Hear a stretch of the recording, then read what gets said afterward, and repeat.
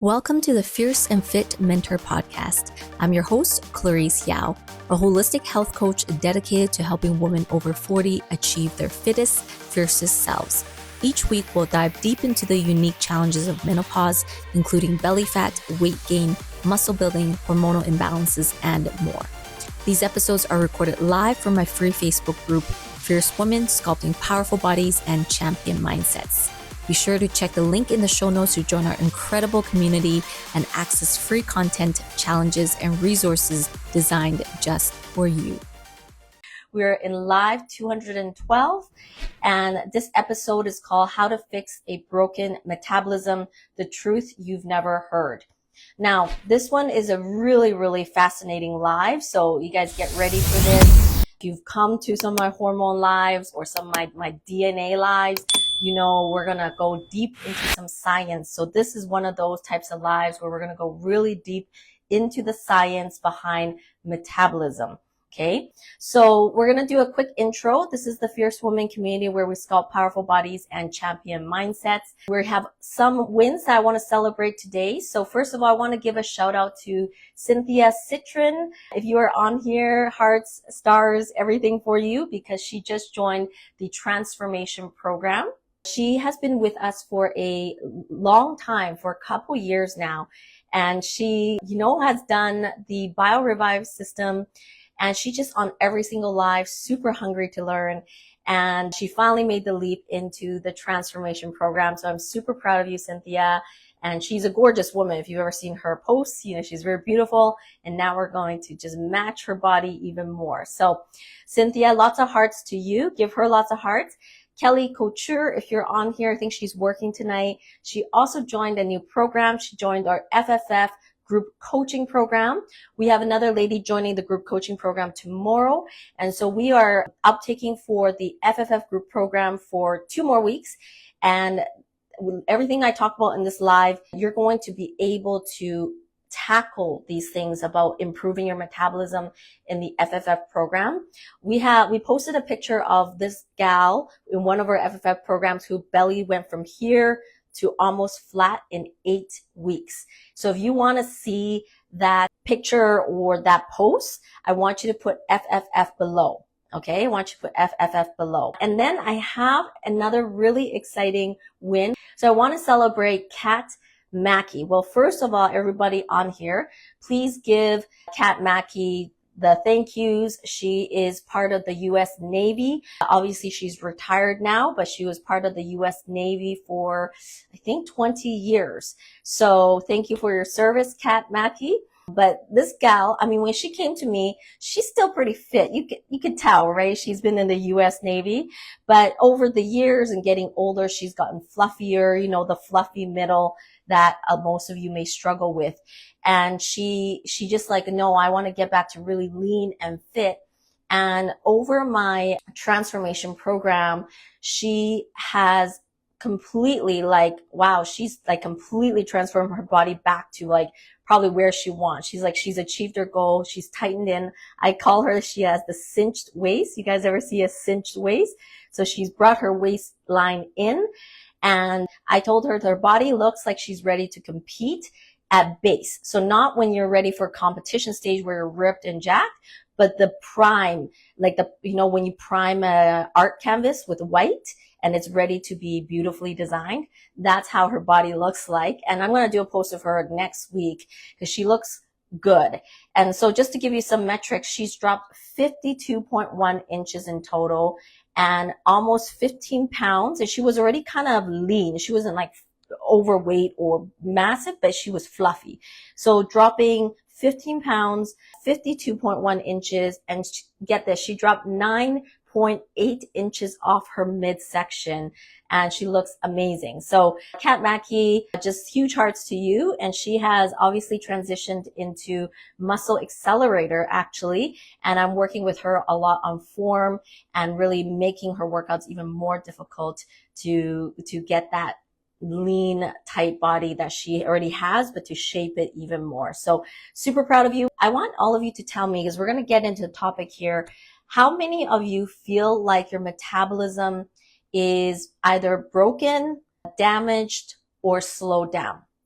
I want you to tell me which one you feel that is of you. I'm going to start to dive into some science behind metabolism, because the thing that you're going to learn in today's live, you're really not going to really find out a lot of these specifics unless maybe you were studying to become a doctor or a specific field. This is very specific. I'm going to get into, it's not just metabolism like metabolism. I'm going to get into some pretty nitty-gritty details about the inner workings of your body and why your metabolism is potentially, as you might say, broken, damaged, or slowed down. One thing I want to clarify before I jump into talking about metabolism is actually the term damaged or broken is actually not scientifically correct, but I used it in my title of my live because it's a common way that people talk about it. They commonly say, oh, it's damaged, it's broken. But your metabolism is not like ever really permanently damaged or permanently broken. It's actually scientifically said it's adapted to the situation you put the body in. So if it adapts to slow down your metabolism, then it's adapting to slow it down, right? So you can say damaged or broken as a layman's term, but basically I want you guys to understand that wherever your metabolism is, it can be fixed, it can be improved, and you can speed up your metabolism, okay? Just to make sure we're all on the same page in regards to this, okay? But first, we're going to dive into what is metabolism, okay? So let's go through this first. Metabolism is the sum of all the chemical processes in your body that convert food into energy, okay? This is very crucial to understand, is that is the sum of all the processes that takes your food and converts it to energy.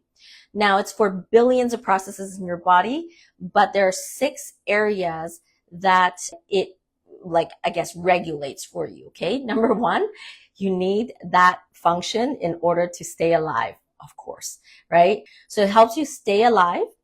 That's the first thing. Number 2, it helps you move your body. Number 3, it helps you repair cells. Number 4, it helps you digest foods. Number 5, it helps you regulate hormones. And number 6, it helps you maintain internal balance, okay? So the thing is, these 6 areas that your metabolism is really responsible for, if your metabolism is layman's term damaged or slowed down, that means that everything is affected in your body. So think about this. If your metabolism is slow or not functioning, it will cause you to have less energy, so not able to move as much energy. It will slow down your repair processes for your cells. It will slow down your digestion. It will slow down your hormone response, which causes hormonal imbalance, and so on and so forth.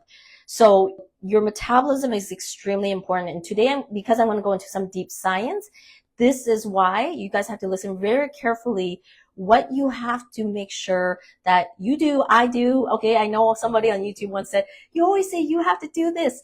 You should say we. So I'm going to say we, all of us together. Okay, all of us need to pay attention to this, not just you, but me too. Everyone has to say we have to all do this to keep our metabolisms healthy. Okay, but now let's kind of the science behind metabolism first. So metabolism is your body's engine, okay? So you think of the engine of your car, okay? So metabolism is the engine of your body. There's 2 things it's going to determine, and we're going to go really deep on this. Your metabolism is going to determine how efficiently your body turns food into fuel, which is speed of your metabolism. And 2 is how they use the fuel. So how does it use the fuel for your body? Is it used? Is it stored? So those 2 functions are extremely important. So the function of figuring out the speed of your metabolism, and then number 2, how is it used? Okay. Let me ask all of you, do you ever wonder how your body figures out what speed it will burn at? So in order to determine speed, we are going to go into the cellular and hormone levels of your body, okay? We're going to talk at the cellular level, okay? So the first thing is we need to understand what things determines the speed of it, okay? So we're going to first talk about basal metabolic rate, BMR, okay, BMR. So BMR, basal metabolic rate, is your engine at idle. So when you turn on your car and your car just sits there, but it's running, sometimes like in the winter time when it's super cold, it's just running, right? So that's your body. So when you wake up, just the engine at idle, just minimum energy to keep your body alive. It's influenced by 5 factors, okay? So it's influenced by muscle mass. So how much muscle you have in your body, more muscle equals higher BMR, basal metabolic rate. Number 2 is determined by thyroid hormones T3 and T4. T3 and T4 will control how fast your cells use up the energy, okay? Number 3 is your age. So your age, your BMR will decline 1 to 2% per decade after 30 unless muscle is maintained. So your age plays a factor into the speed of your BMR. Number 4 is your sex hormones. Estrogen and testosterone affect lean muscle and metabolic rate. So I'll get into estrogen a little bit more later, but estrogen, testosterone really affect your speed of your metabolism. And number 5 is genetics, okay? So genetics do play a role in BMR. I know a lot of you say, oh, that person has such a high, natural, fast metabolism. I know a lot of you say this, correct? So a lot of you may say like, oh, you know, that person seems like they have good metabolism, all of that. So I'm going to dive. So those are the 5 areas that will determine your resting BMR. So just to exist, you need to have these elements in there to determine the speed: muscle mass, thyroid hormone, your age, your sex hormones, and your genetic factor. Okay. So with regards to the genetic factor, there isn't one gene, like just one gene that determines your metabolism. In the genetic factor, there is multiple genes that can collectively work together to produce your overall metabolic rate. Okay, so it's the combination of variations of genes that will make your total metabolism. Okay, but in terms of the genetic factor, just so you understand this part, is there are genes that regulate mitochondrial efficiency, how efficient your mitochondria is, your thyroid hormone activity, your thyroid, your appetite and satiety regulation, muscle composition, and energy expenditure. There are genes specific for each one, okay? So you have genes for determining mitochondrial efficiency, thyroid hormone, appetite, satiety, muscle composition, and energy expenditure, okay? So these genes, depending on how they work together, will determine whether you have a slightly natural, if we're talking about genetic, faster metabolism or slightly slower metabolism, okay? So there are obviously a lot of different genes, but if scientifically speaking, in a lot of studies, there are about 8 main genes that you can study into to know which genes would actually make your metabolism faster or slower. I'm going to give you a few examples, but then we're going to dive into, some beyond genetics, because you know my philosophy. There's genes, and then there's things beyond genes you can work with, right? So there is something called the UCP gene, which is the uncoupling protein gene. This particular gene determines thermogenesis and mitochondrial efficiency, meaning how much energy and how the mitochondria is going to function. If you have certain parts of this gene, it will be quicker and faster. Another example would be the beta androgenic gene. This particular gene will regulate fat breakdown and how fast your fat breakdown will be. And another one is leptin receptor genes. Leptin receptor genes affect how sensitive you are to leptin. So it affects, like, are you hungry? Leptin usually is when you feel full. So it impacts your hunger, energy expenditure, and fat storage. So there are more genes, but I just want to give you some examples that, yes, genetically speaking, there is some factors that will make some people's metabolism naturally faster and some not as fast, okay? But that's just the baseline, okay? So I said this is about the basal metabolic rate. So this first line is where it starts. And then we need to add on this other factors to determine the rest of your metabolism. Okay. The second thing we need to consider for your metabolic rate is the thermic effect of food, which is called TEF, the thermic effect of food. Okay, so the thermic effect of food is that different macronutrients require different amounts of energy to digest. Okay, so different macronutrients require different energy amounts to digest. So you may not know this, and if this is new, you can put new below. Protein burns 20 to 30% of its calories during digestion. So what that means is if you ate, 100 calories worth of protein, it would take 20 to 30 calories just to burn that protein or digest that protein. Okay. So protein takes 20 to 30% of its calories during digestion. Carbs burns 5 to 10% of its calories during digestion, and fat burns only 0 to 5% of its calories. Okay. So this is why they say protein has the highest thermic effect in your body. Okay. It's the one that will burn the most calories in your body. So without going further into this, because I will come back to this later, this is why if you want to have a better metabolism, you must know how to eat and combine your macros, because you have your basal metabolism. But then the next thing is, do you know how to combine your macros in the best way to boost your metabolism? Okay. For example, now of course you hear this a lot. Protein burns 20 to 30% of its calories during digestion. So protein is touted as the top in the fitness industry. It always has been for the last number of years. But that is a problem though, because if you eat just protein, you're going to have a big problem, and you're going to be probably constipated more than anything. Okay. You likely will be constipated. So you cannot just be like, well, I just learned that it has the highest thermic effect, so I'm going to just go crazy on it. You have to understand why certain percentages would work better with different percentages and for what purpose, right?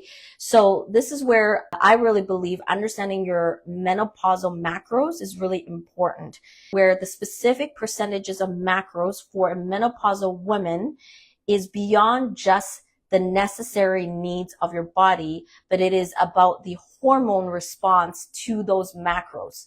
So if you want to understand the combination of macros and why they have to be combined a certain way, I want you to put menopausal macros below, because this determines a layer of your metabolism. Your speed of metabolism is determined by basal metabolism, thermic effect of food, and this third one is really crucial, is mitochondrial function and cell signaling. Okay. The third one is going to be the most sciencey I'm going to get. Okay. Mitochondrial function and cell signaling. This third layer in your metabolism is the one that's going to determine the speed, how fast or how slow, I feel like at the most deep level. So we're going to dive into this, okay? At the cellular level for the mitochondrial function, food is broken down into ATP, adenosine triphosphate. You guys all know this from biology class, okay? Your body takes the food and needs to break it down to ATP so your body can use it, right? So all of this transition occurs in the mitochondria, the powerhouse of your cell. If you are metabolically healthy, you are efficient in your mitochondria at converting carbs and fat into ATP. But if your mitochondria is dysfunctional, it will not convert carbs and fat properly. Okay. And mitochondrial dysfunction is caused by three things. You guys ready for this? Insulin resistance, inflammation, and aging. Your mitochondrial dysfunction, which then determines a big part of your speed of your metabolism, comes from three things affecting mitochondrial function: insulin resistance, inflammation, and aging. Okay, I'm going to break this down further for you. So let's talk about each one. Okay, and insulin resistance, inflammation, aging, we're going to talk about each one. But one thing you want to remember is that if you have an efficient mitochondria, it means more ATP per calorie is burned. If you have a dysfunctional mitochondria, less ATP will be burned, more fatigue, more fat storage. So I want all of you to think about this for a second for yourself. Think about your own body. Do you feel like you have an efficient mitochondria or a dysfunctional mitochondria? So efficient mitochondria means more ATP per calorie is burned. Dysfunctional mitochondria means less ATP is burned per calorie, more fatigue, and more likely fat storage. Okay. As I go into the 3 things that affect your mitochondrial efficiency, which then affects your metabolic speed. Okay. So the first thing, insulin resistance. Okay. Insulin resistance. What happens during insulin resistance? Okay. So in insulin resistance, the cells stop responding properly to insulin. Insulin is the hormone that helps you shuttle sugar into the cells. Okay. So in insulin resistance, the cells do not respond to insulin. So you're not able to push the sugar into the cells. So glucose does not enter the cell efficiently. This leads to accumulated glucose and fatty acids in the bloodstream, which then clogs up the mitochondria. So you're basically producing like waste or toxicity because of the insulin resistance. Okay. So when the glucose and fatty acids is kind of in the bloodstream, it will overwhelm the mitochondria of your cells and create what's called oxidative stress. The oxidative stress will create more free radicals and basically you can think a little bit like mutated cells.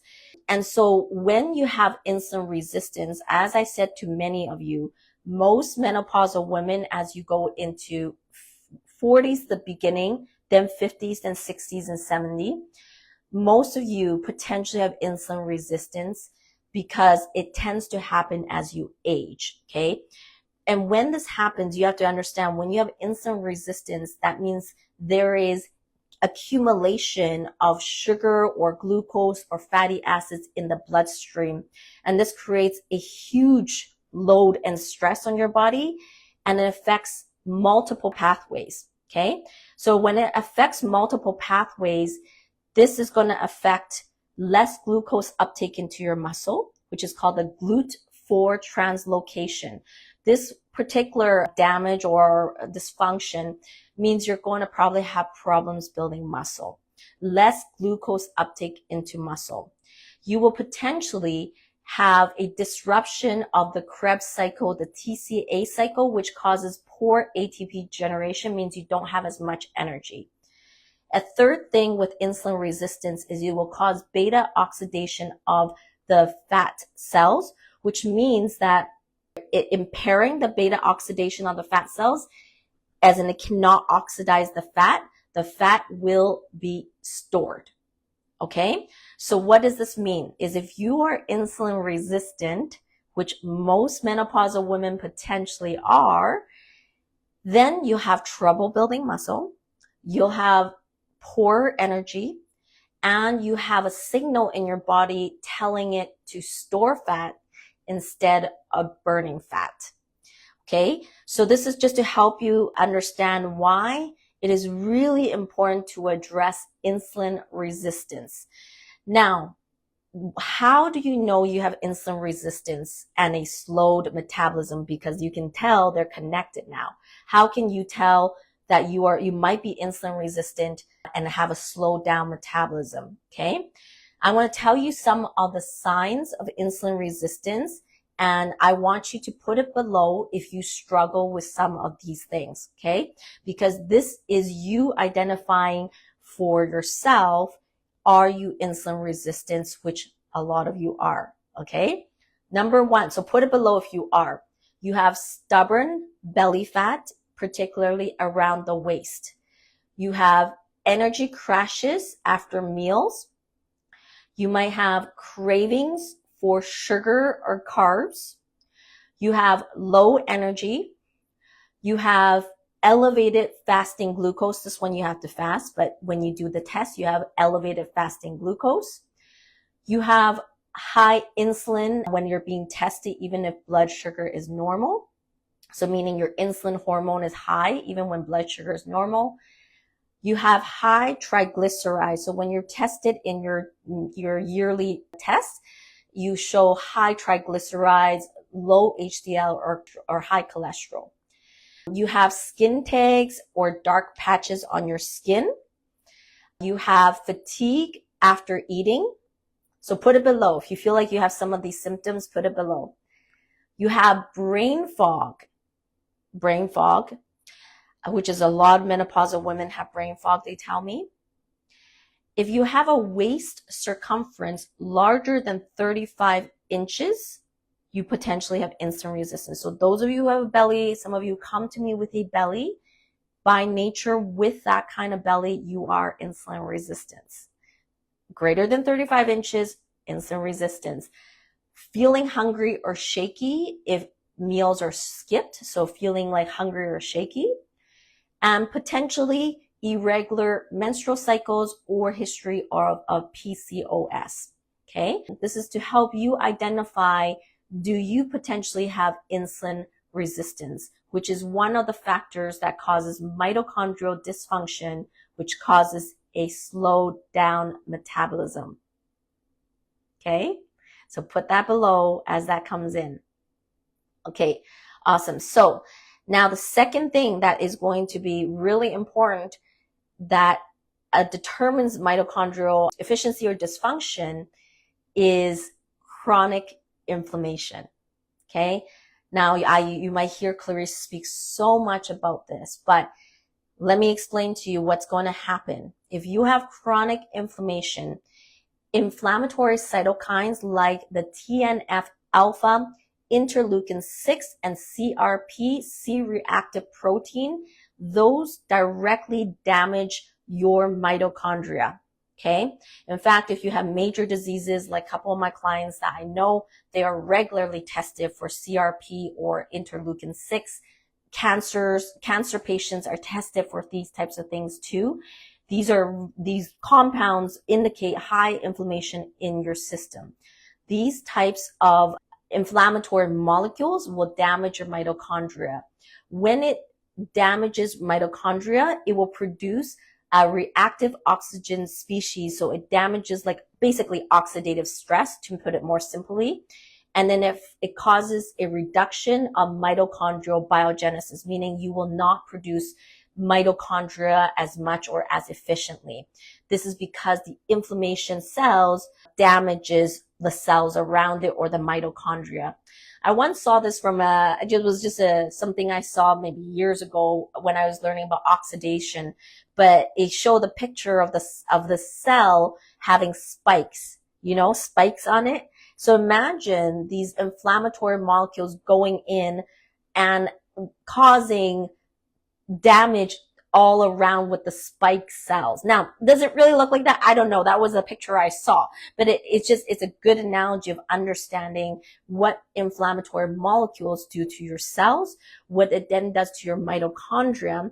When your mitochondria is greatly reduced in like biogenesis, you cannot produce ATP as fast, and therefore chronic inflammation greatly reduces your metabolic rate.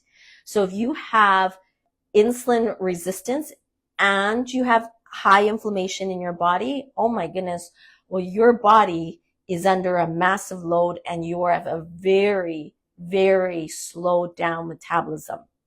Okay. The chronic inflammation really blunts the master regulator of mitochondrial growth. It's called PGC1 alpha. This particular molecule, it kind of regulates the switches of the mitochondria. So when you actually have inflammatory molecules in there destroying and causing damage, it's really destroying your ability to have a good metabolism. It disrupts your electron chain transport. Electron chain transport is really important for ATP, even potassium, sodium, all this type of stuff for muscles, muscle contraction. And you can see that inflammation just basically causes this just a lot of damage in your cells. Okay. So this is one of the reasons why I say to so many of you, you have to control inflammation and in what you eat in your food. If you are not aware of what inflames your body, it will continue to damage more and more of your inner cells, which will cause damage of the outer cells, which will cause damage of potentially the blood vessels, which will cause damage of your hormonal signals, which causes damage in your metabolism.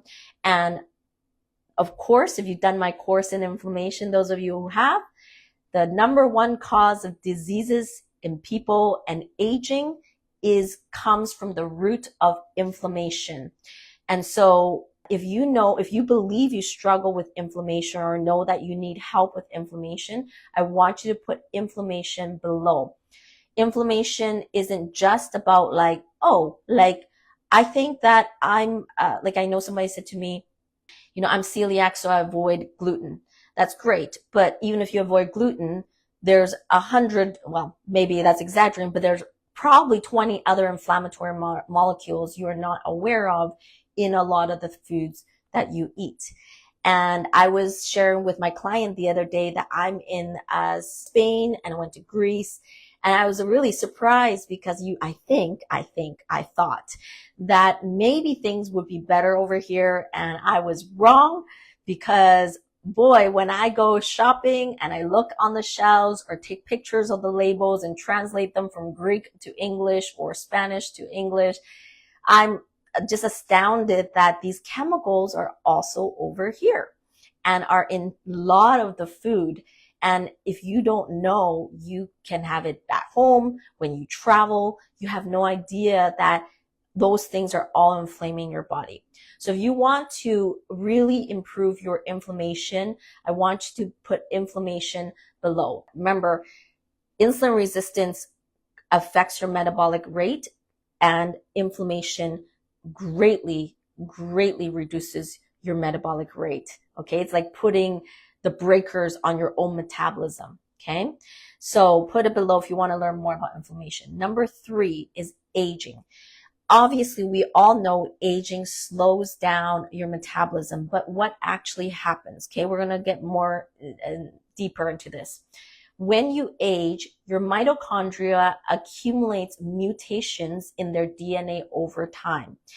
And this reduces the function of your mitochondria. So as you get older, eventually there are some mutations that happens all over your body and in different cells, right? So as you age, your mitochondrial density, so how much mitochondria you have in your cells, which produces ATP, greatly reduces. So you don't have as much mitochondria to produce energy. And then your other things happening in your body as you age, like estrogen and testosterone, they all, because they're all slowing down, they all cause everything in your cells to slow down. Okay. But what does it mean when the mitochondria, numbers stop and they start to mutate? Let me tell you what happens. Number 1, at the cellular level, mitochondrial membranes become less fluid. So the membrane of your mitochondria is not as malleable. Okay. It means it cannot actually electron transport as easily the electrons between inside and outside. This means it cannot function normally. Okay. So as you age, these walls do not actually stay as malleable. And as your ATP production drops, your energy drops, your recovery worsens, and your fat oxidation decreases. Okay, so this then increases something called senescent cells. Have any of you heard of senescent cells? Senescent cells. Okay, what are senescent cells? Senescent cells are old or damaged cells that have stopped dividing but they don't die. So they're just old and damaged and hanging around for a good time. Okay? This is a really problematic situation. And as you age, these senescent cells can accumulate more and more in your body. The senescent cells become like zombies. They're called zombie cells. Okay? They're zombie cells. They don't really do anything but take up room and cause toxic waste to occur in your body. Okay?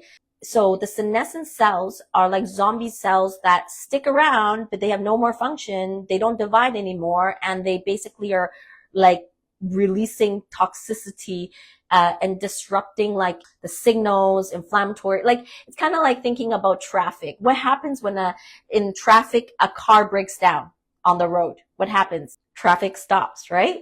Traffic stops and it doesn't go anywhere. It causes backup, maybe even some car crashes. So think of like on this road of your body, more and more of these cars are stopped in different points. Now there's going to be like car crash, oh no, boom, boom, boom, crash, right? So if you have too much senescent cells, then you're going to find yourself aging faster, okay? So this is the car jam, exactly, the car, all of that type of stuff. So this is why it is really important to follow some of the protocols that I talk about, and I will talk about it in a bit, about how to protect your body from aging. So if you want to learn more about what I would call probably this moment, because we're talking about senescent cells, is anti-aging strategies. So if you want to learn more about anti-aging, I want you to put anti-aging strategies below, okay? Because there's specific things that you need to do to make sure there's not so many car crashes, car accidents, zombie cells, which will all down-regulate your metabolism, okay? They will all down-regulate, okay? So those are the three things that really determines your mitochondrial efficiency and speed, okay? So remember, this is how the speed of your metabolism is determined. All of you who said you have slow metabolism, number one, you have a basal metabolic rate, okay? That's the baseline of it. That's determined by by muscle mass, by, your hormones, by your genetics, base metabolism. Number two is the thermic effect of food. So what food you eat really impacts your metabolism. So again, if you want to learn more about food, you need to put menopausal macros below, because that's specific to the thermic effect of food. This is the second layer. The third layer is mitochondrial efficiency, is the third layer that determines the speed of your metabolism. Okay, so right now I answered your question on what determines the speed of your metabolism. Okay, now I said the second thing about metabolism, that it is not just about speed, but the second thing is how does it use the food or determine whether to use the fuel or store the fuel. Do you remember I said this? So we have now finished speed. We are now going to go to how does your body determine how to use the nutrition, whether to use it or store it. Okay? So this is really important, this next part. So how does the body decide whether to use or store this fuel? We need to understand, number one, insulin. Okay? Insulin is the gatekeeper. When you have high insulin, that hormone, it typically occurs, high insulin occurs after eating carbs or excess calories, okay? So when you have, after you're eating carbs or you have a lot of food all at once, it signals your body to have lots of insulin in the system. So when your body has lots of insulin in the system, it signals your body to store fuel, okay? But it's not always like bad, okay? So when there's high insulin in your system, when it signals your body to store fuel, if it's done in the right way, the glucose will be stored as glycogen into your muscles and your liver. However, when it is in excess, as in beyond what it can take in, then it becomes fat, okay? You need some high insulin though, right? If you want your muscles to have energy and to be able to push and things like that, you do need it.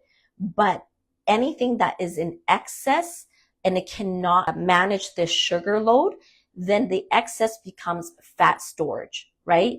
So when does it particularly become fat? So for all of you who are struggling with weight or fat or belly fat, it becomes fat if the muscle is full of sugar already and cannot take any more, or insulin sensitivity is low, meaning it cannot absorb the sugar into its body.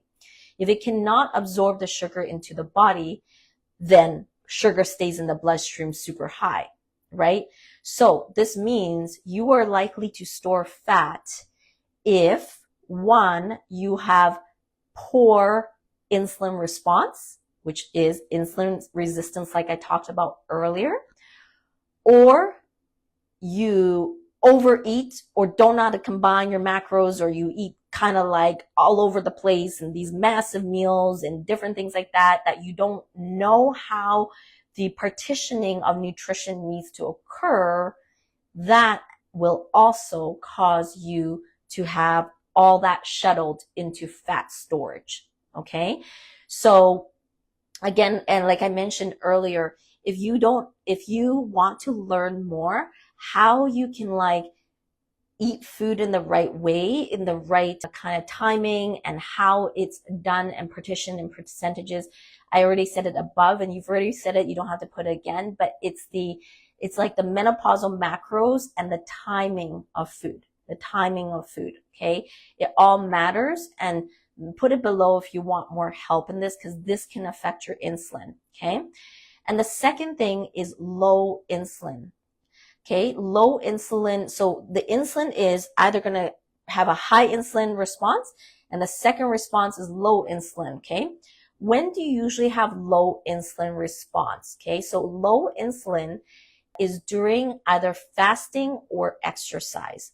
So during fasting or exercise, it signals your body to release stored fuel. So during exercise, or if you're fasting, like you don't have food for a while, your insulin will be low, and your body will get a signal that it needs to release the glycogen, the glucose, release it so that it can release the fat as well for energy, okay? So the thing is, you want some high insulins at certain moments to bring the glycogen to your muscle, so you have you have energy to build muscle. But for more of the time, you want to maintain lower insulin level response, okay? Just so you guys understand, you want to maintain lower insulin level response. So you want to be careful of, again, the types of food you eat, how you're eating it, because if insulin is very high all the time, which comes from stress or overeating or over snacking or insulin resistance, if insulin remains high all the time, then your fat burning is constantly turned off, okay? Your fat burning is constantly turned off. So who wants their fat burning to be turned on? Put it below. If you want your fat burning to be turned on, put it below. Fat burning turned on, okay? So if you want your fat burning turned on, it is 100% possible, but you have to do things in the right way.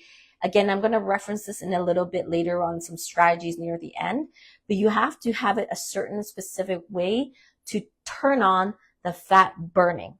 So if you want the fat burning on and not to have your fat burning like constantly turned off, put fat burning below, okay? And we all want that in many ways. You want your fat burning turned on, but unfortunately, a lot of women, the way you live your life, the way you think you need to eat, or the way you do things, you're creating the situation where it's turned off, and we need to turn it back on. The next thing here, okay, we're now talking about how does the body decide whether to use or store fuel. Okay, we're under this topic right now. So the second thing of how does your body decide whether to use or store is through the energy sensors. There are two pathways that uses these energy sensors. One is called the AMPK pathway, and the other one is called the mTOR pathway. Okay, so the AMPK pathway is activated when the energy is low in the body, when it senses low ATP in your cells. Okay, so AMPK turns on when it senses low ATP in your cells.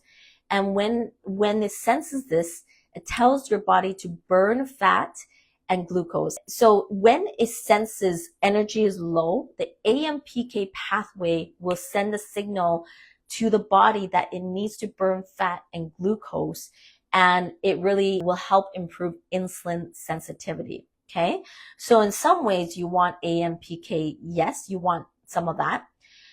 The other pathway is called the mTOR pathway. Okay, the mTOR pathway is activated when the energy is abundant in the body. When the energy is abundant in the body, the sensors in these pathways actually senses there's a lot of ATP in your cells. There's a lot of ATP in your cells, and it promotes growth. Okay, so mTOR pathway is necessary for more muscle growth. It's true. But at the same token, it helps growth and muscle building. It can also, in the same token, increase storage. It's kind of like a double together. Okay, it can increase growth, muscle building, and storage. Okay, so AMPK and mTOR pathways, these two pathways are both important, and you actually need to have a balance between the AMPK path and the mTOR pathway. This brings me back to the point of why you have to know how to eat throughout the day.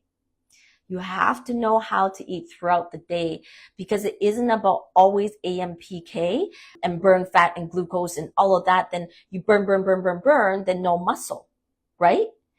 But if you do all mTOR and it's always mTOR, and mTOR maybe potentially in bulking phases for some people, then you're going to have muscle build, growth, and fat storage, right? So we got to be careful. We got to be careful of the pathways. And if you know how food and nutrition operate in relation to these pathways, then you can create the most balanced energy molecular response, meaning you have a balance of AMPK and mTOR, right? Like, just like, you know, I think of you on a balance beam, right? When you're walking on a balance beam, you don't want to fall too far to the right and you don't want to fall too far to the left. What do you want to do? You want to stay right in the middle, right? Right in the middle, so that you can take advantage of both. Now, to not make things too complicated on the AMPK and mTOR pathways, obviously for different situations, like this is where the nuance of knowing macros is really crucial.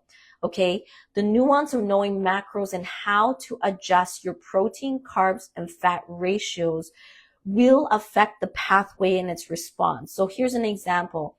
If somebody is here who really is maybe like they really want to build more muscle, and they're already quite lean, like their body, maybe like 𝗕𝗵𝗲, like I said at the beginning, like her body is in that perfect position right now where she's already worked with me through the transformation program to drop most of her fat and have a nice, lean, tight stomach.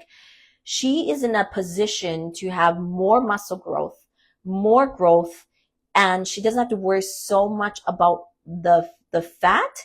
Then maybe it's actually appropriate to push her slightly to the right towards more of the mTOR pathway.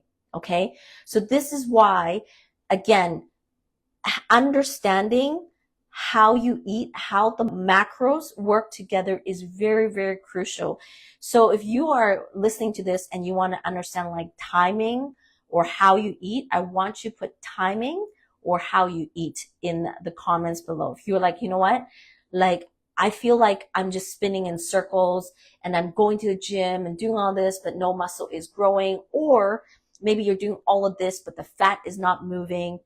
If something like that is you, I want you to put that below of like, I need to learn how to eat, timing, how to eat, the combination of nutrition. Okay, I want you to put that below, timing, how you eat, all of that.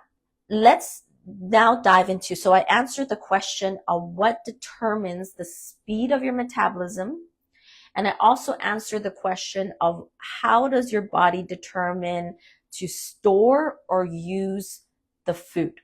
Okay, so now I'm going to dive into the crucial hormones that you must pay attention to if you want to encourage more burning and less storage. Okay, more the hormones that you need to pay attention to. So first of all, insulin. Okay, the insulin hormone is all about storage. Okay, so when the insulin is in your body, it turns off fat burning and promotes fat gain.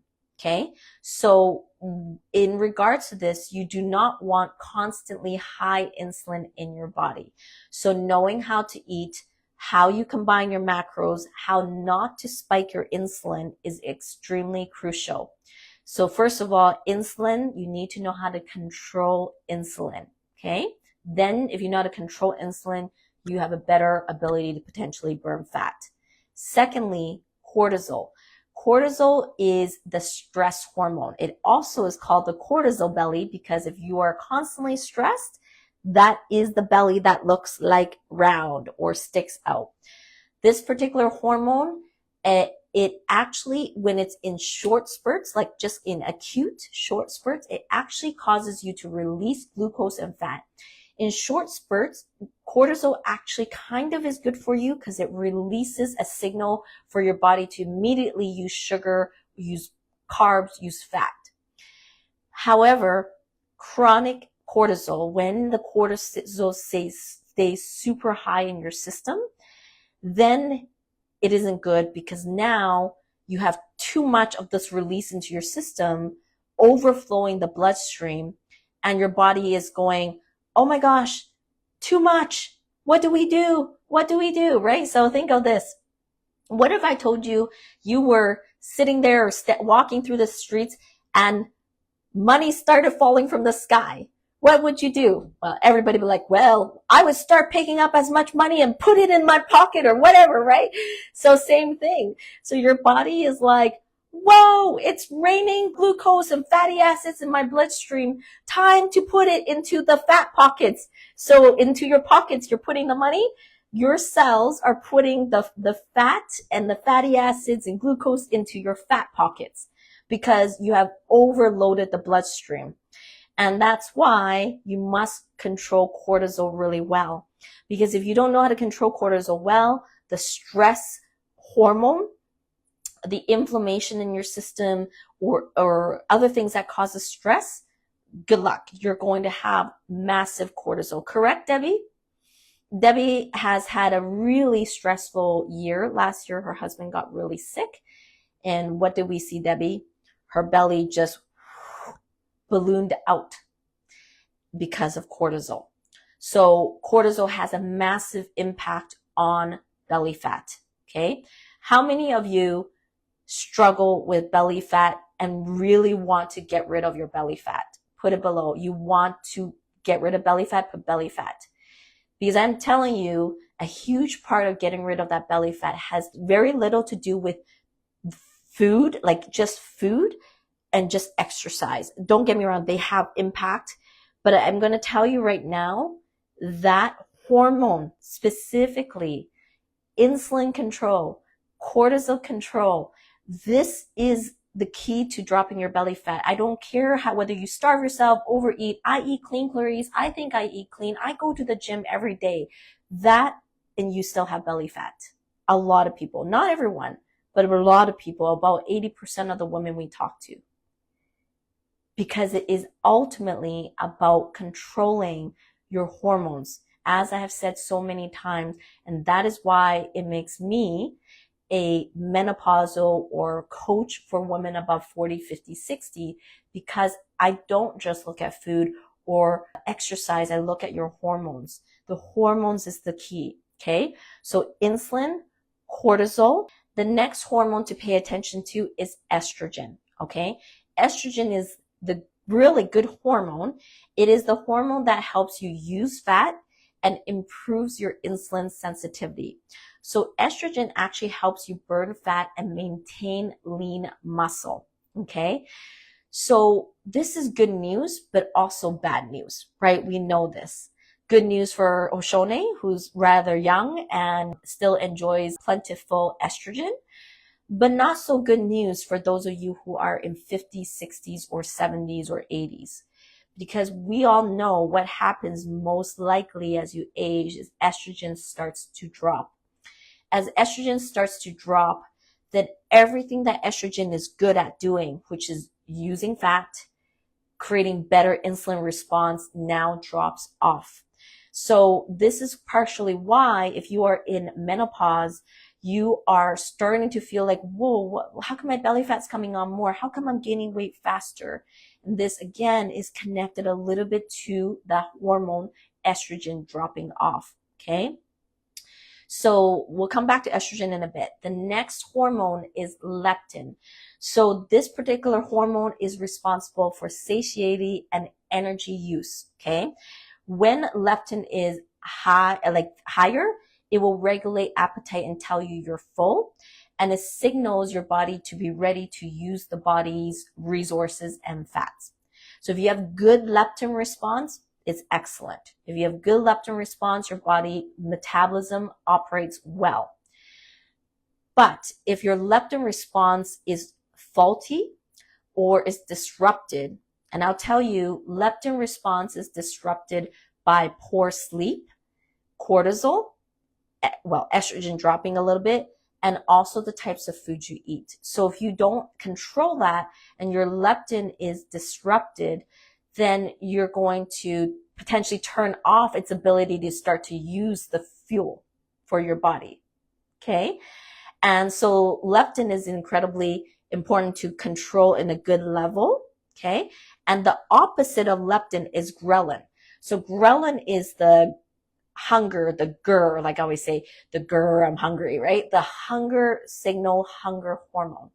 When this hormone is in place, you're going to feel hungry. But when this is, thank you, Debbie. I hope you guys are learning lots. Like I told you, you will not learn this anywhere else. You are learning some of the deepest knowledge about metabolism, and I hope you like it. If you like it, please hit heart. Please, like I say, share or tag a friend on this. Because this is very, very deep science. Okay. This is called metabolic science and on a cellular level. So when the ghrelin is present, it will cause you to have an increase in appetite. So you're going to be hungrier. So if you tend to be hungry or you have cravings or things like that, it means your ghrelin is high. Okay. So listen carefully. Okay. When your ghrelin is high, it lowers your metabolic rate. Okay. So when your ghrelin is super high or you have cravings or you're like always hungry or you don't eat at proper times through the day, like some people will like skip meals or take long time before eating or all sorts of things, this will cause the ghrelin to be off balance and increase your appetite and lower your metabolic rate. It actually slows your metabolism down.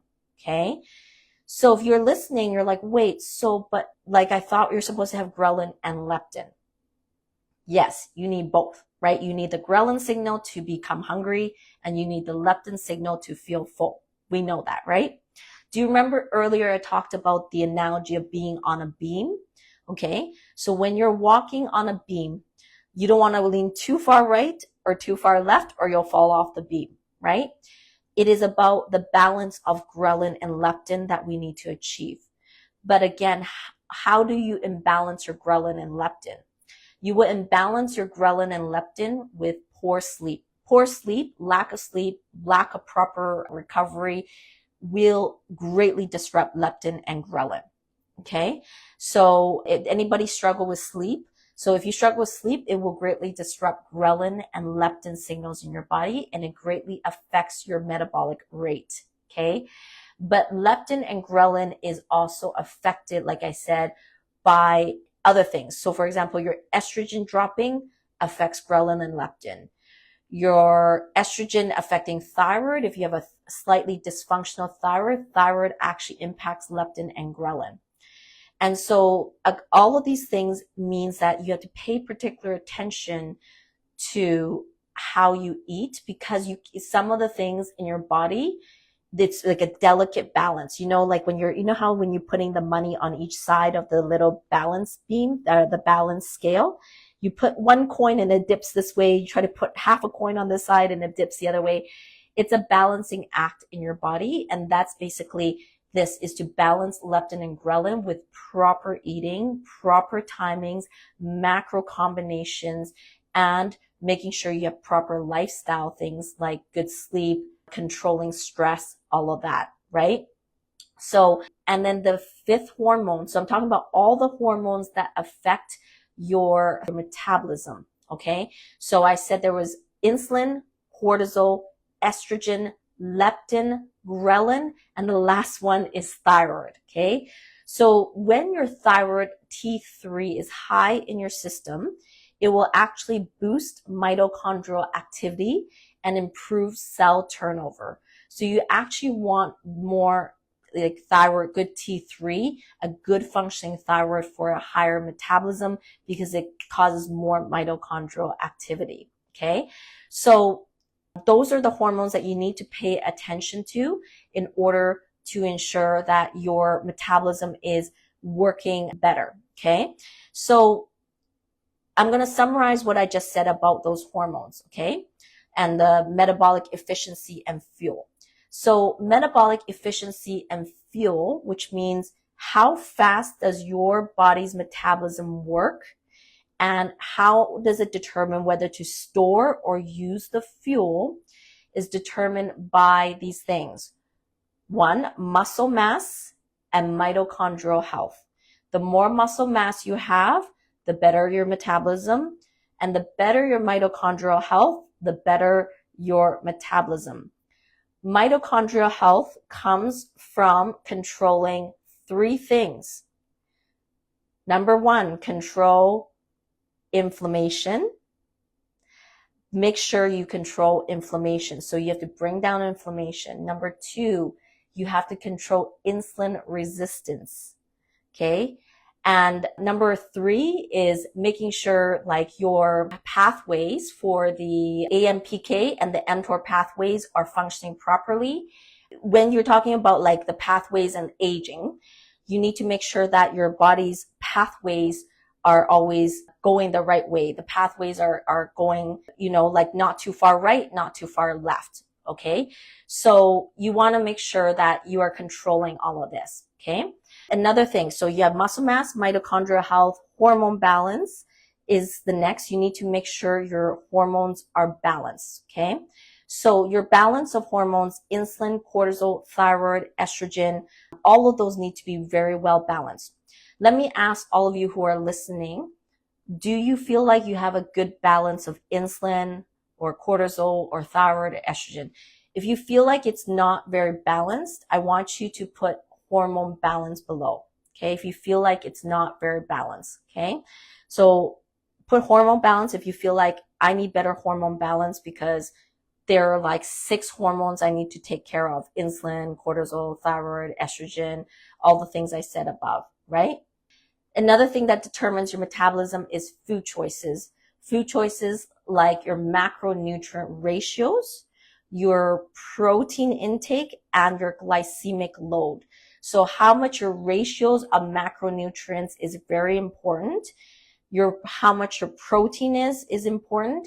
And then the glycemic load. They are similar, but not the same. Let me repeat that.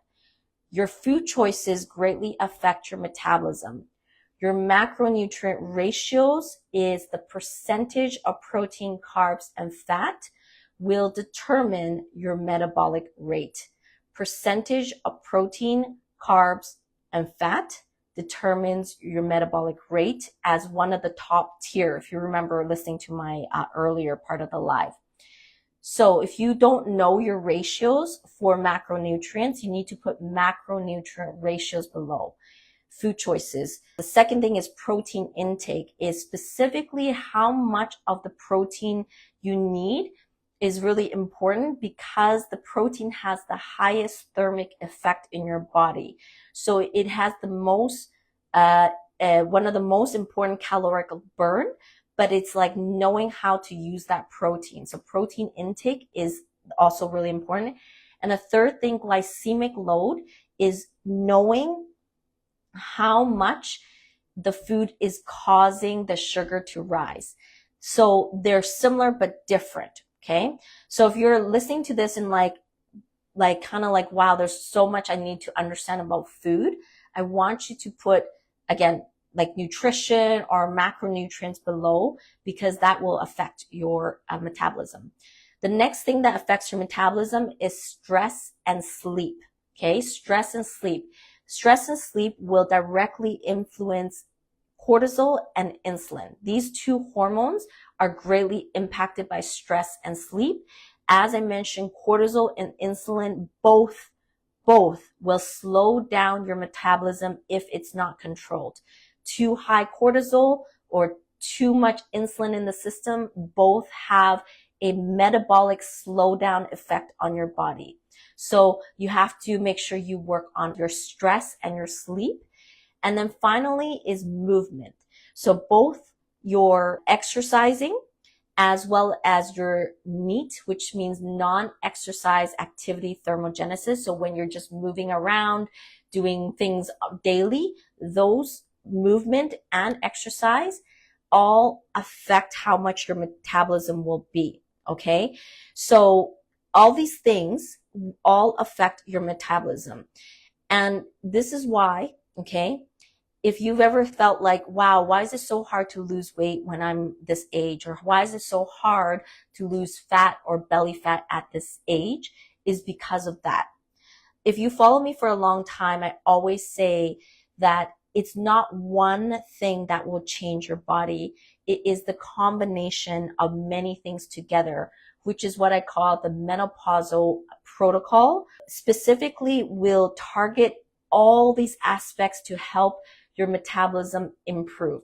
So if you want to learn more about menopausal protocol or the 4 pillars, you can put that below. Menopausal protocol or 4 pillars to increase metabolism, okay?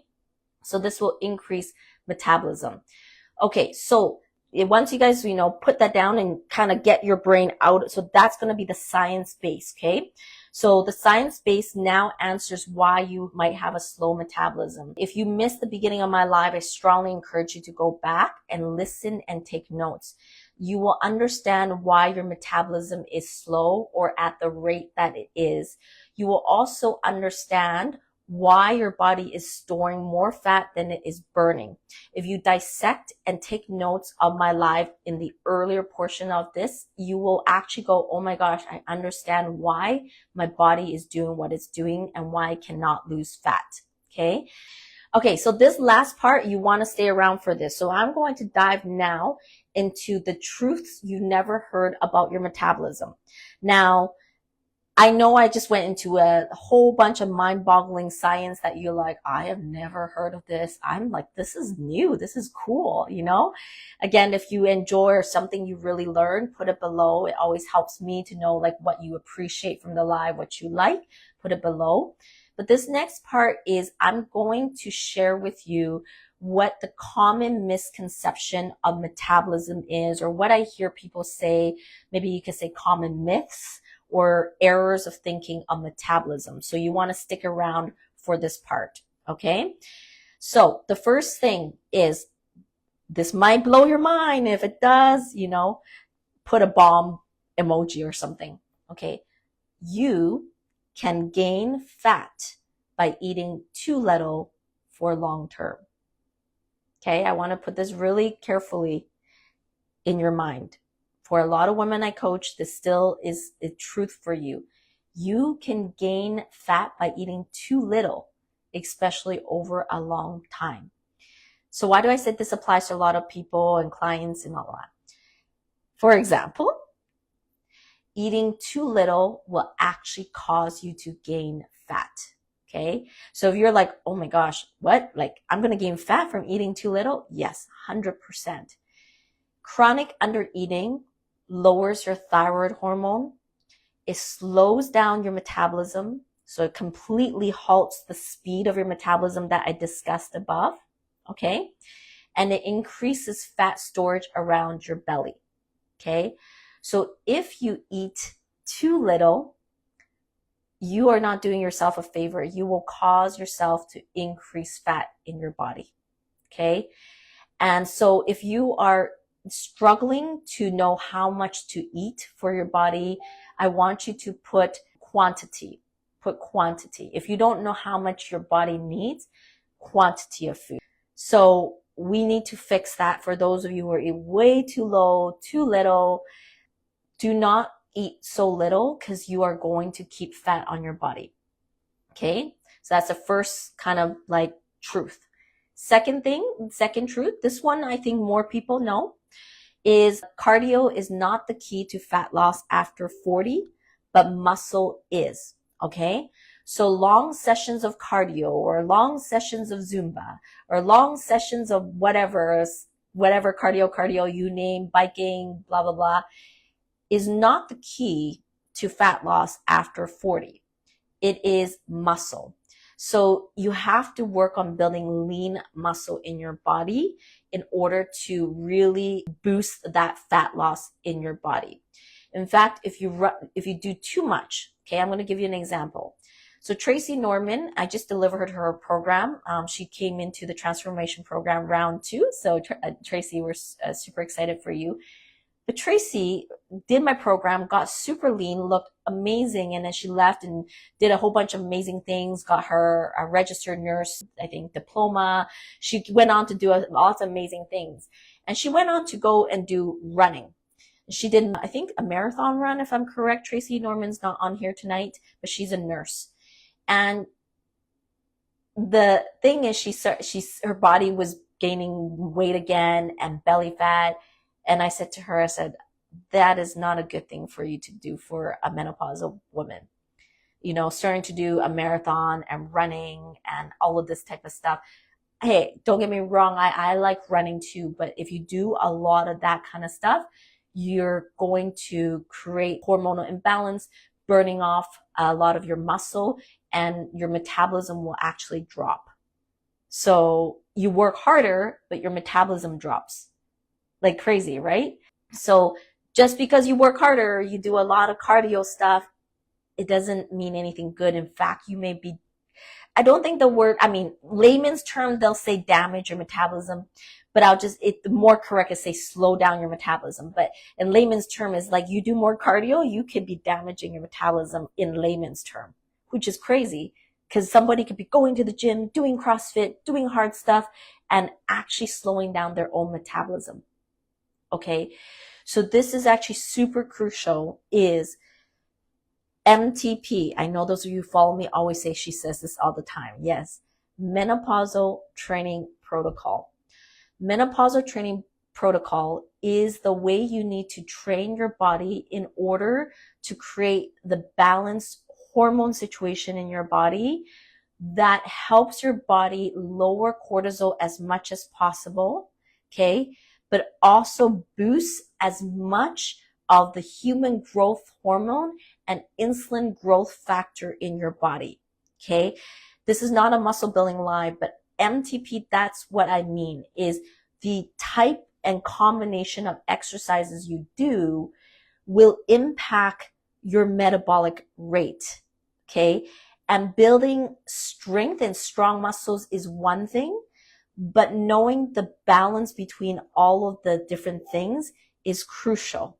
Okay. So the next misconception or I guess something I want to correct, is you can look leaner without losing a single pound. That's another, put a bomb below if you go, whoa, put a bomb or fire emoji for me. You can look leaner without losing a single pound. So you can look leaner without losing a single pound, okay? Why? So let's talk about this. Muscle is dense and tight. Fat is fluffy, like a fluffy dog, you know, like those fluffy dogs, and when you shave them, they look so small, but like, whoa, with the fur, they're so fluffy. That's what fat is. Very fluffy, okay? So the scale doesn't measure the difference, but your gene will, okay? So this is something I want you to, I'm going to explain this, okay? Because this is something I tell all my clients. So many of my clients lose like 30, 40, 50 inches like 𝗕𝗵𝗲 and some of these other clients, and their weight shifts only like 4 pounds, 5 pounds. And they're like, I feel different. I look different. My jeans fit better. I'm a size down, but the weight just is not moving as much as I want. And I wish all those clients are on here right now, because this is why. It doesn't matter so much about weight. Okay. So I'm going to tell you, 1 pound of muscle is the size of a grapefruit. I don't know what a grapefruit. Okay. 1 pound of muscle is the size of a grapefruit, whereas 1 pound of fat is the size of a cantaloupe. Okay. So imagine this. If you gain more muscle and lose fat, you could be exactly the same weight, because muscle is heavier per volume, but fat is bulkier and takes up more space. Okay. So I want to give you some science behind it, or just a little bit. I actually have the full numbers, but just to not complicate you. Muscle takes up approximately 18% less space than fat at the same weight. Cool? I like this. So if you build muscle, you will be 18% smaller. Yes? You'll be 18% in space smaller just because you build muscle, because that is the difference per volume. Okay? So if you gained 5 pounds of muscle and lost 5 pounds of fat, the scale wouldn't change, but you would look smaller, leaner, and tighter, and your clothes would fit so much better. So I know you guys are learning a lot here. Like I said, you will learn something on this live that is gold, that's never been shared. At least I haven't heard many of these concepts shared in a lot of different, podcasts or things like that. So I hope that you guys are enjoying this, because this is really important, okay?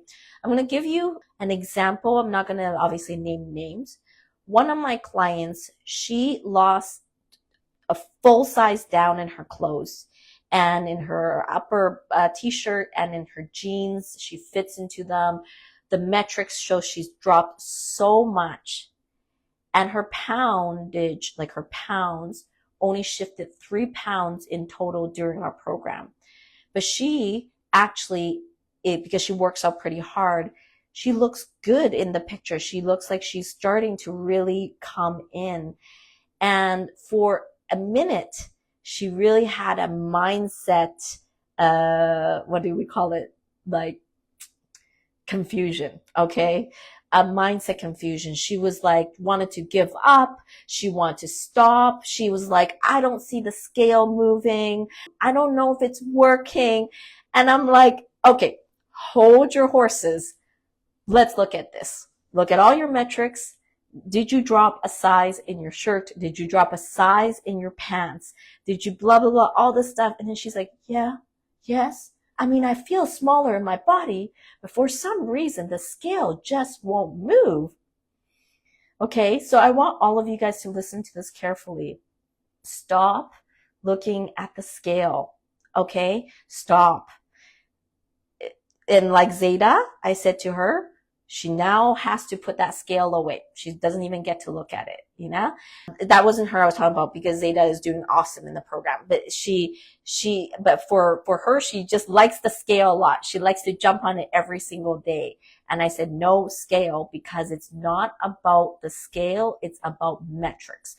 I want all of you listening here, whether here or on my podcast or YouTube, wherever you're listening to, please put this below. It's about the metrics, not the scale. Metrics, not the scale. Put it there. Remind yourself it is about the metrics, not the scale. Okay? If you really understand what I just said and you really want to do this the right way is body recomposition.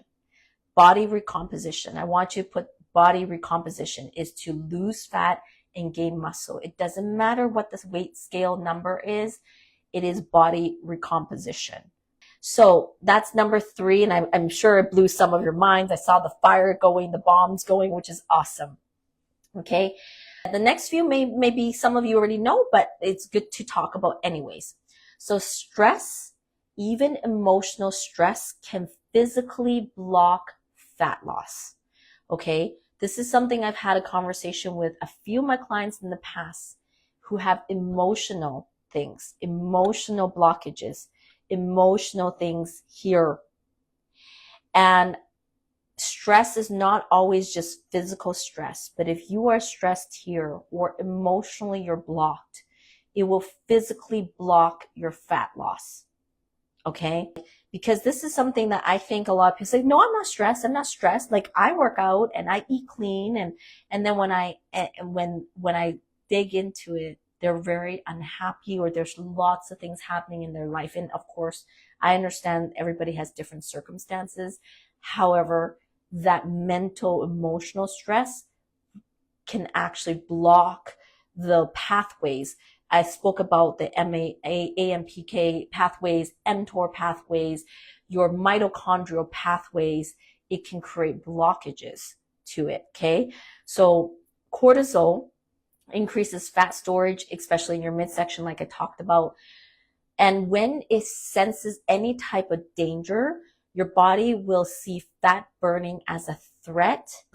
So if you try to burn fat, your body will shut it down because of the stress. So when it is emotionally stressed and it starts to burn fat off your body actually is like, no, I need to hold on to the fat. Just like I've said many times before. No. I need to hold on to the fat. So it holds on to the fat. So you need to really control stress, which connects to the next one as well. They're connected, so I'm just going to move on. Number 5 is sleep and recovery may be more important than your workouts. Okay.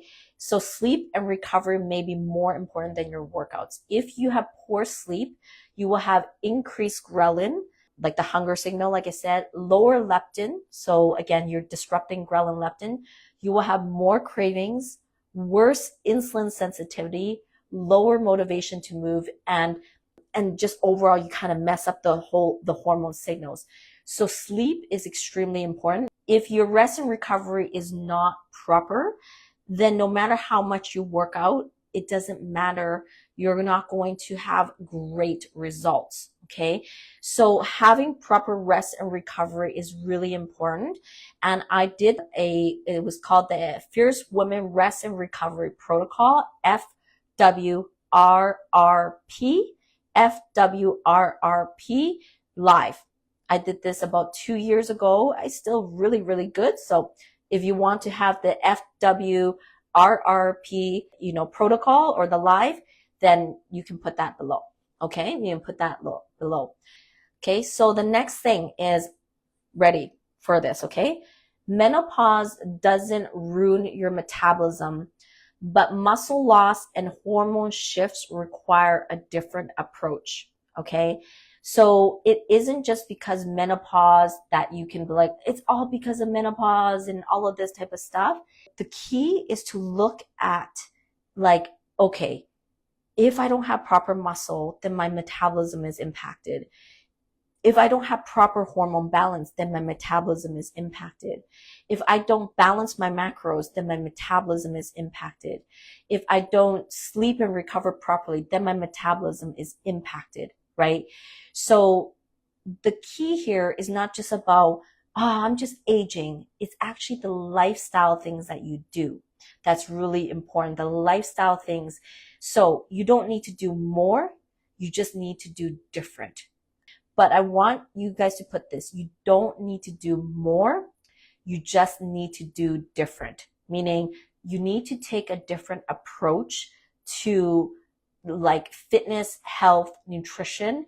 And this is why I talk about menopausal specific protocols. Okay. Menopausal specific protocol. I'm going to summarize for you. And if you're like, I need to learn this, then I want you to put menopausal protocol. When I talk about menopausal protocol, I'm specifically talking about you must address inflammation. You must address timing and how you eat throughout the day. You must address macros and macro combinations and percentages. You must address MTP protocol, which is the training protocol, how you train and the types of training. So together that makes the menopausal specific approach. Okay. And if you are new, for all the new people watching this live here or on, again, podcast or YouTube, at the beginning of the year, I released something called the Fierce Women Workbook, which had 5 stages to it that I did. And the first 5 lives of my podcast address this. It is very similar and is kind of in alignment to the menopausal protocol. So I know the regular members here should have my Fierce Women Workbook, but if you don't have my Fierce Women Workbook, I want you to put Fierce Women Workbook below. And if you are not subscribed to my podcast, I encourage you to subscribe on my podcast because the first 5 episodes addresses the 5 key elements of the menopausal protocol. Okay, so you can put menopausal protocol, you can put the Fierce Women Workbook. You could also put podcast if you are not subscribed to my podcast. And if you are on the podcast listening or YouTube, please subscribe, leave me a review, leave a rating. It really, really helps me. And any one of you who I know a lot of you listening actually are subscribed to my channel, please try to comment or leave a review or a rating. It really helps me and more people to be able to see my content. Okay, so that's number 6. Number 7. Okay, so most women aren't eating enough protein to maintain their metabolism. So a lot of women, they eat healthy, but they don't eat enough protein. This is something I discover quite commonly, just like I could discover that a lot of women eat very little calories, okay?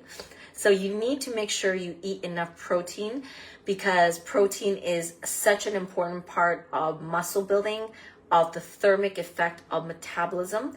So making sure you're going to have enough protein.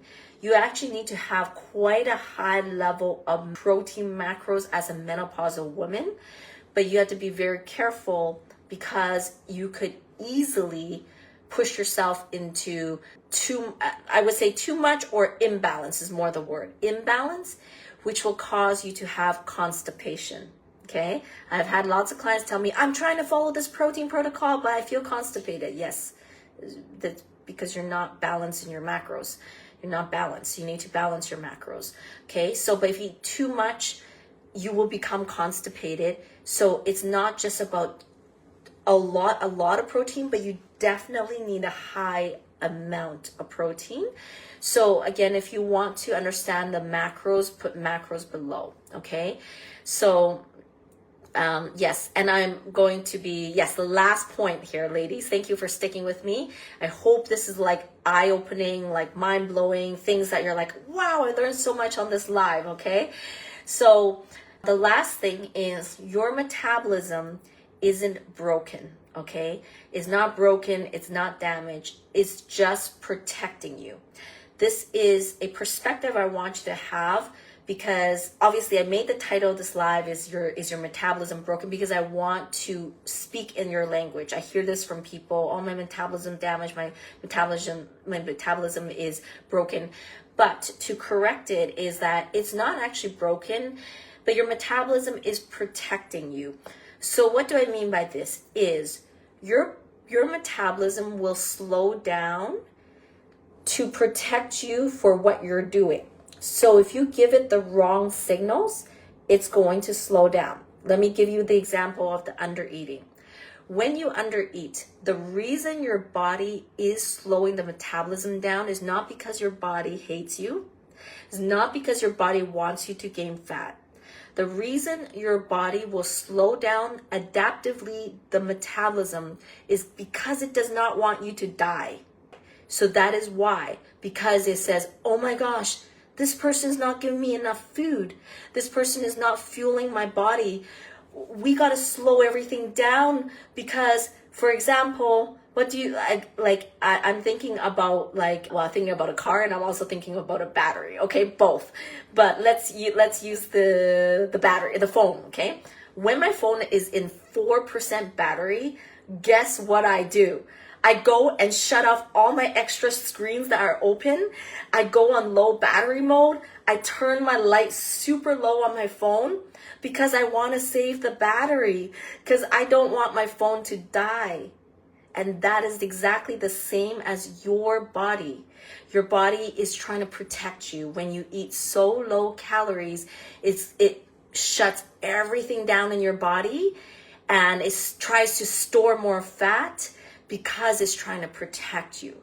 Okay? So this is really crucial, is understanding that, okay, your body's actually adapting to protect you. It is trying to protect you from these things. It's trying to protect you from chronic stress. It's trying to protect you from undereating. It is trying to protect you from overtraining.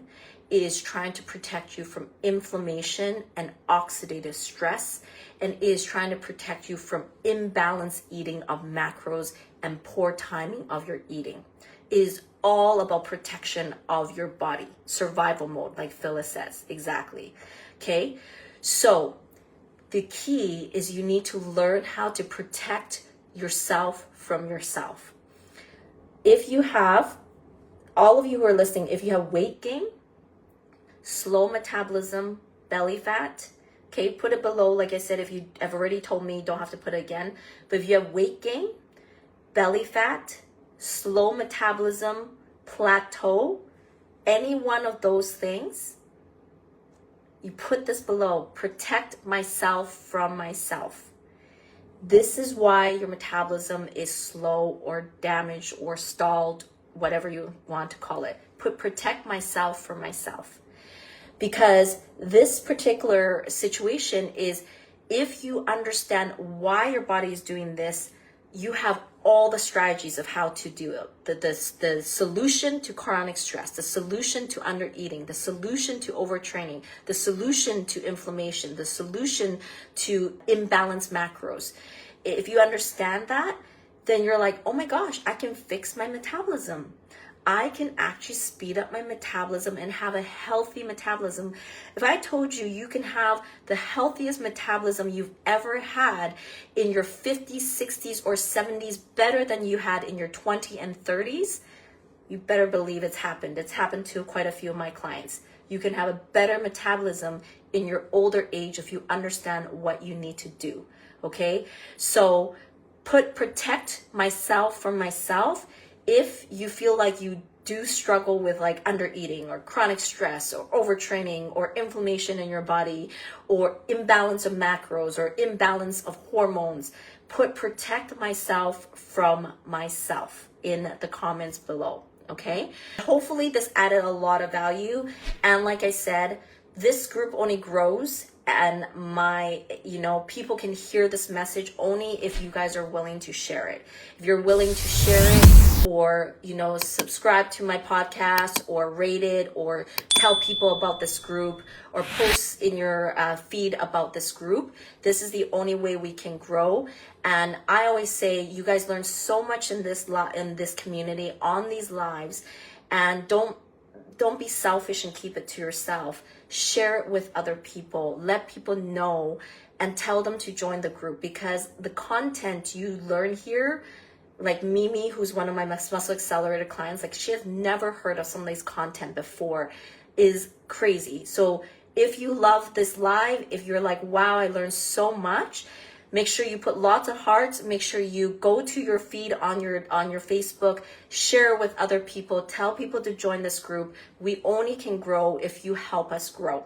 Okay, so, and obviously you can tell I'm very passionate. I want to help all of you be your fiercest best self, and go and share this love with other people too. Okay, hearts to all of you, and I hope you have a great rest of your night. Thanks for tuning in to the Fierce and Fit Mentor podcast. If you enjoyed this episode, be sure to hit the follow button on Spotify, subscribe on YouTube, or wherever you're listening so you never miss an episode. If something in this episode resonated with you, please leave a review or share it with a friend who'd love it too. Your support means the world and helps us reach more amazing women like you. Until next time, stay fierce, stay fit, and let's keep building your most powerful self.